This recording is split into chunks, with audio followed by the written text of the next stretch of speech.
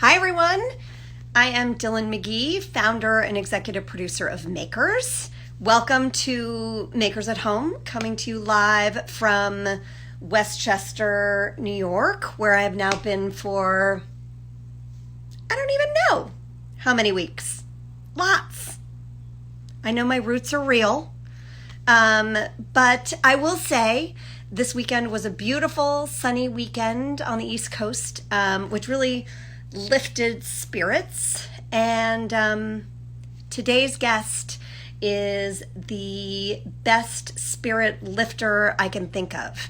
The one and only, the brilliant, the lifelong activist, Mónica Ramírez. Mónica is the founder of Justice for Migrant Women.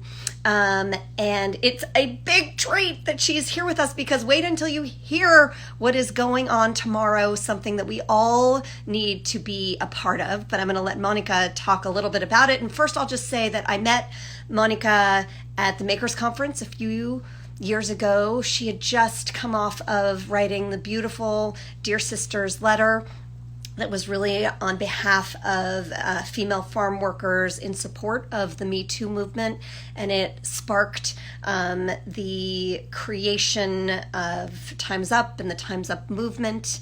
And Mónica, I hope I don't get this wrong, but these are facts that you need to know going into this, which is there are 2 to 3 million farm workers in this country. 900,000 of those are women. These are the extraordinary individuals who are right now on the front lines making sure we have food on our table. And these are also the individuals who are going to be the hardest hit, during this pandemic. And so tomorrow is Cinco de Mayo. And Mónica and the most unbelievable list of individuals, from Dolores Huerta to Eva Longoria to Sofia Vergara, are all coming together for a festival called Altissimo Live. And we're going to talk to Mónica about that. But it just feels important as a Makers community that this is something we all need to rally behind. So I can't wait to hear about it directly from Mónica and less from me. All right, Mónica, I'm coming to you.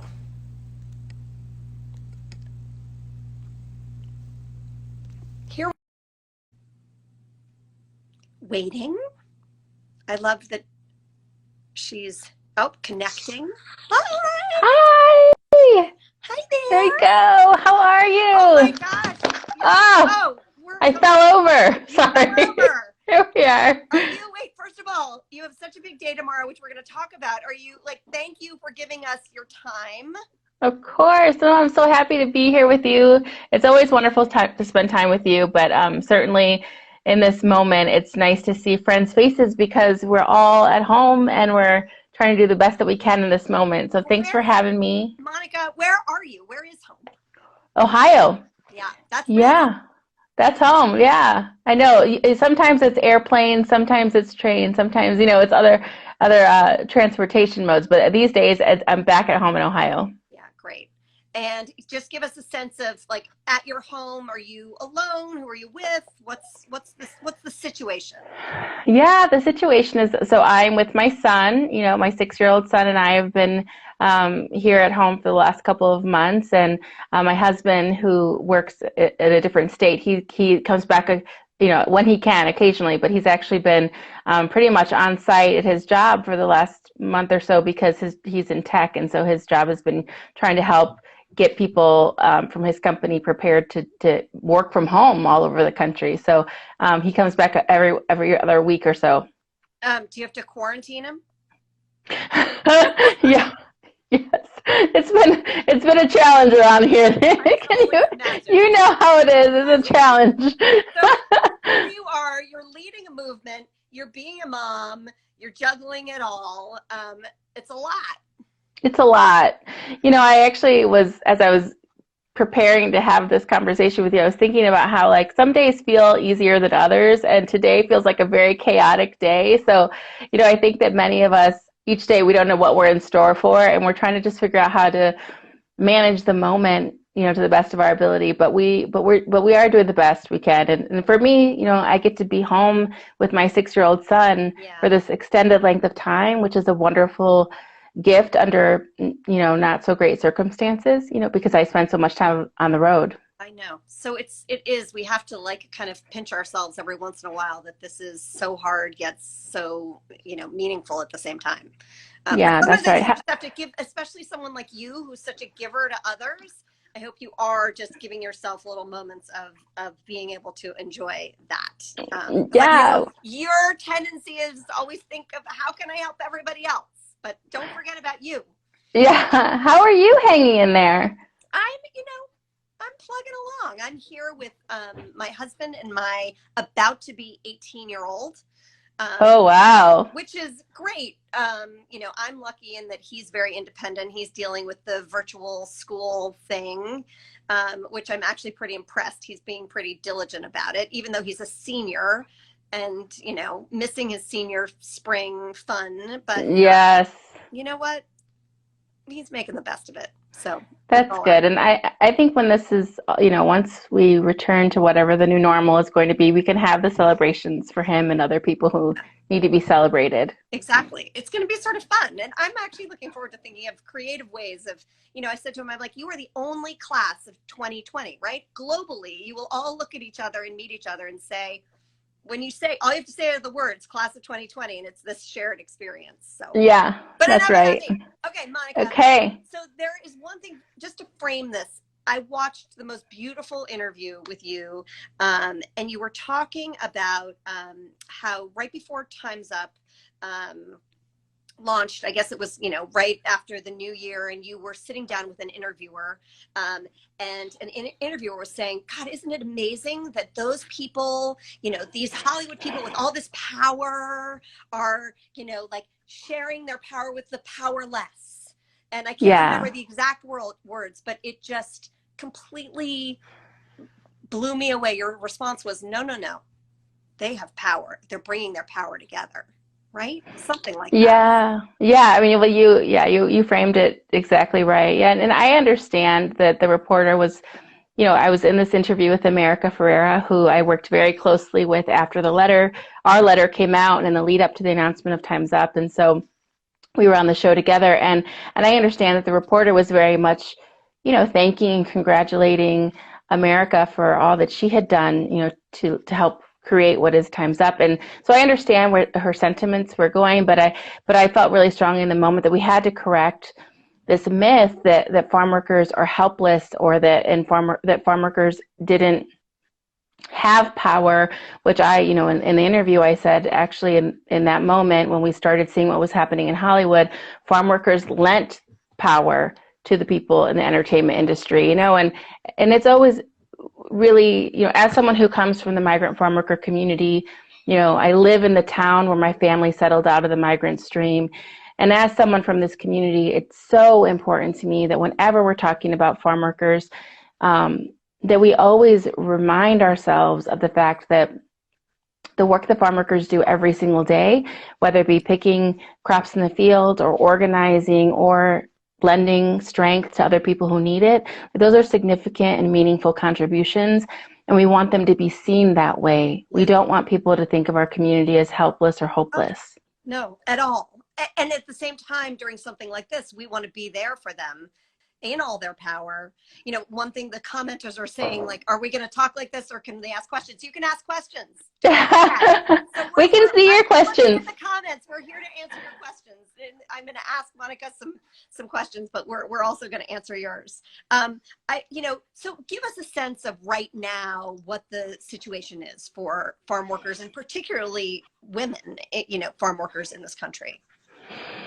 Yeah, so, over the past couple of months as the COVID crisis has unfolded, we've kind of gone through, I think, some different stages of what it looks like for our community, and I think really for all of us. In the early stages, in the early days of the outbreak, there was a lot of confusion. A lot of community members that we talked to said they felt like they were the last ones to know.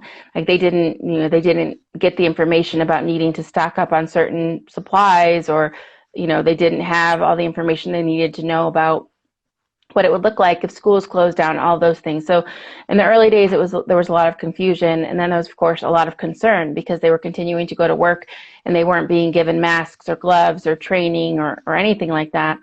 And then I would say probably 2 weeks in, we started hearing from Farmworker community members they didn't have enough food because when they went to the grocery stores, everyone had been hoarding, and so the shelves were empty because by the time farm workers get off of work, the whole day has passed, really. But meanwhile, they're there collecting food. I mean, yeah, that's the painful. Yeah, that was painful to hear people saying, like, they're working 10 and 12 hours a day to pick food, and then they can't get food at the store.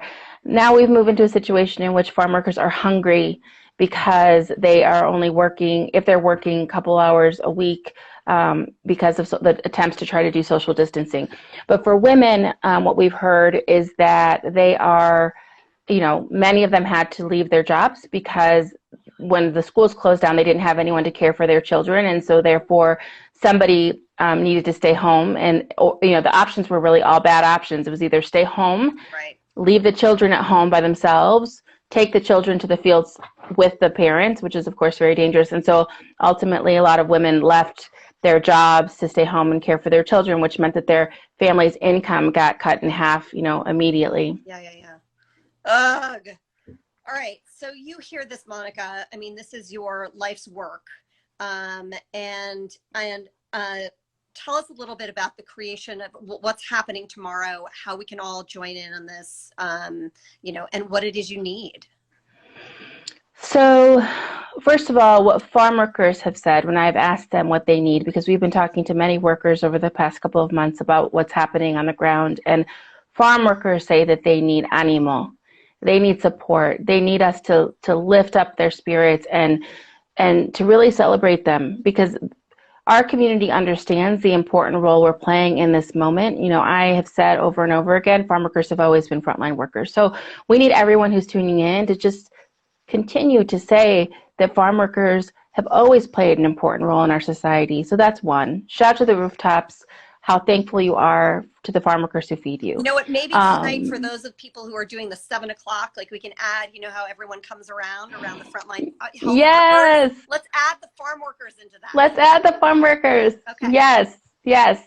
The other thing is, so tomorrow there's going to be this benefit called Altissimo Live that our iHeart Media and Retropop Media put together. They came to me, to Justice for Migrant Women, and they said that they had decided to do this live event and they wanted to raise funds, and they selected the Farm Workers Pandemic Relief Fund, which I created with Justice for Migrant Women and Hispanics in Philanthropy. They wanted our fund to be the beneficiary of anything that they raised. So that fund is called, what is it called? Long name, Dyllan, okay. Long name. It's the Farm Workers Pandemic Relief Fund. Okay. Farm Workers Pandemic Relief Fund. Got it. Yeah. Okay. And if people go to my Instagram, they'll be able to go to my bio and they'll see the link there and it'll take them right to the fund. Okay, great. And so now there's this huge lineup. I mean, you've seen it. You named some of the folks. Like, when they approached us about it. Because no one listens to my intro. They want to hear from you. Who's involved? Oh my gosh, so many people are involved. Mark Anthony, Juanes, Gloria and Emilio Estefan. Of course, Eva Longoria is the host. I know, it's so good. I don't even think all the people have been announced yet who's actually participating. I know that Altissimo Live. Right? Altissimo Live. I took 6 years of Spanish and I don't even know what that means. Well, so alto, like altissimo, like it's basically like lifting up. It's like a celebration, like lifting up, altissimo. Yeah. And so, I mean, we have George Lopez, Dolores Huerta, and Dyllan, because you know me from these past couple of years that we've gotten a chance to know each other, it's so important to me to make sure that it's something, if we're going to be part of something like this, it has to be by and for farm workers. It can't just be for farm workers. So, we've worked to have different community members be part of the show. So there will be farm worker community members who will be coming on live, and some who've shared video diaries, and some of the greatest leaders in our community who've been running organizations for a long time. So it's a star-studded lineup in every sense of the word. So is it so give me a sense, because I was reading there something about there's tailgating. I was like, how does that mean? What is tailgating? Yeah. Well, I mean, so essentially, because so many people raise their hands to be part of it, it's actually turned into a situation in which there's going to be two main shows. There's going to be a show that is the tailgate that starts in the afternoon, and in the evening there will be the evening show with a lot of different musicians who are performing. Los Tigres del Norte is performing. I don't know if you know them, but they have this incredible history where when they first started performing as a band, because the Farmworker community was the community that listened to them, they did their entire tour schedule based on the seasons, and they followed the farm workers with the seasons of the crops. It's amazing. They're amazing. So they're going to be performing. Wait, say their name one more time. Los Tigres del Norte. Okay, Los Tigres del Norte. Yeah, so tune in so you can hear them. And so they're the tailgate in the earlier part of the day, there'll be games. So there will be people who are going to be doing some games and some challenges and things like that. So they want, because it's live stream, they want it to be interactive, right? You know, just like people are saying like, hey, are you going to answer our questions? Same thing for the early part. They're going to be doing some interactive challenges throughout the day. Okay, good. Oh my God, that's amazing. It's so creative. I mean, what better slogan than one someone just wrote, you know, tailgate for farm workers, right? Yeah. Well, Liza, what's the goal? Like you raise, besides it's raising awareness, it's adding support, it's inspiration, but let's also, there's a fund we want to raise, right? So you're trying to raise 3 to 5 million. Is that what I understand? That's right. So when we created the fund, Justice for Migrant Women and HIP, when we created the fund at the very early part of the pandemic, before we were approached about this benefit, we had set the goal at $3 million because there are, an estimated 2.5 to 3 million farm workers in the country. So we said $3 million, that's a target. Essentially, that's $1 per farm worker, which we, of course, know is not enough, but we needed a target. Yep. And so, we've been raising, I think now we've raised a little over $800,000 towards the larger amount at this point. But for tomorrow's event, we've said, if we'd like to raise the $3 million, but $3 to $5 million is what we're aiming for. And isn't there's something like Cinco for Cinco, like $5? Yes. Right? So what do I do right now? You know all of the things. No, you know all. Yeah. No, I don't even. I would text on my computer. Like if you text Cinco. Yeah, it's right. Yeah, that's right. It's 91999, I believe. We'll get it. We'll get it to you. But you text. We're doing it now. 91. Oh, I don't have the number in front of me. It's 91999, I believe. And then you do Cinco. Test it out. Okay, just text it out. I hope other people, all of you viewers now, get on Cinco. And it says, thanks for supporting. Check here for the, all right, so it works. It says hip give? We got the right info? Yeah, I think so. Click here to complete. I'm just making farm workers hip give. Yes, I'm also really proud of myself for remembering. Yeah, 9191. All of me, Cinco for Cinco. And the thought behind it is if we can all give 5 on 5, if we can all give at least a $5 donation on 5. Yeah, you can give more, you can give today. The link is live, the texting's live. But the idea was like $5 at a time, we will raise our $3 million goal. Okay, great. All right, well, Makers is behind you, Monica. Before we leave you, Thank you. I just want to know, what are the couple things that have been getting you through? We ask all of our guests on this. I know, and I was actually thinking, here is one thing, okay? So because I'm on the road so often and I have my sweet little boy, and it's really hard to be on the road so often, and to be away from your family, and that's one of the things that gets to me so much. So one of the things that has been so special for me is that my son and I can spend time together, and we've been playing games. And so when we're getting ready for dinner, right before we have dinner, I have this deck of cards here because we play Go Fish. Oh, in the evening. Classic. That's like the thing we started doing. So, on my countertop as we're getting ready for dinner, letting things simmer on the stove, he and I play goldfish. So at 6 years old, like that's the kind of game you can just play and play and play. It's so sweet. Yeah. But I lose all the time, but it's okay. It's okay. It's okay. And then the other thing is, so, you know, we all are spending so much time Zooming. I mean, you know, we're like Zooming for all the meetings.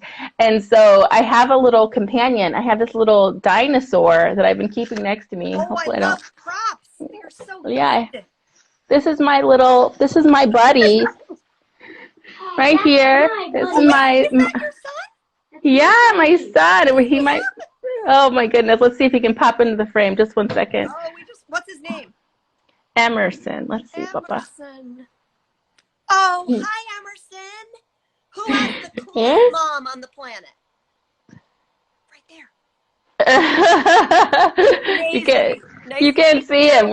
He's bouncing around, and we might have a phone incident over here. Okay. There he is. Emerson, look at you. Yes, help her. She needs all the help. Yeah. So nice. So Okay, you've been bye. fish. You've got your dinosaur. What's your final thing getting you? No, my final is, and hopefully you can still hear me.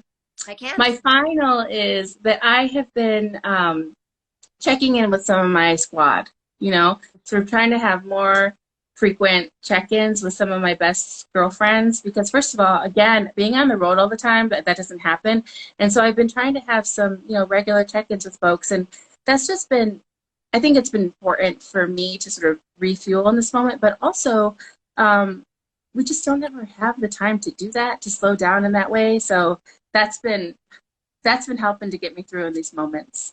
Well, I am so glad that you're getting whatever fuel you need, because we need you so much, and we're wishing you the best of luck tomorrow. We will be there. We will Cinco for Cinco. We will help do our whatever muscle we can to get you towards your goal. Dylan. And celebrate. Remember, it's 7 o'clock tonight, or every night, add the farm workers in your cheers.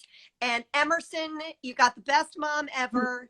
I remember at Makers, you ended with like, si se puede, and it always Si se puede, that's right. Si se puede. Si se puede. All right. Lots of love and good luck tomorrow. Bye. Thank you. Bye. Take care. Bye-bye.